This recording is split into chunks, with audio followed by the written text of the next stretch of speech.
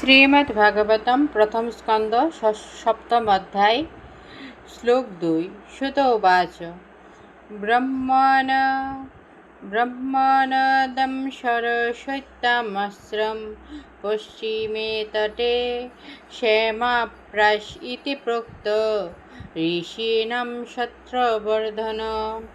श्रुत उवाच ব্রহ্মণোদ্যম বেদ, ব্রাহ্মণ, সাধু এবং ভগবানের সঙ্গে অত্যন্ত অন্তরঙ্গভাবে সম্পর্কিত নদী। সরস্বত্যাম সরস্বতী, আশ্রম আশ্রম, পশ্চিমে পশ্চিম দিকে, তটে তটে, শ্যামাপ্রাস নামক স্থানে, ইতি এইভাবে, প্রোক্ত উক্ত, ঋষিনাম ঋষিদের, সত্রবর্ধন কার্যে আনন্দ বর্ধনকারী।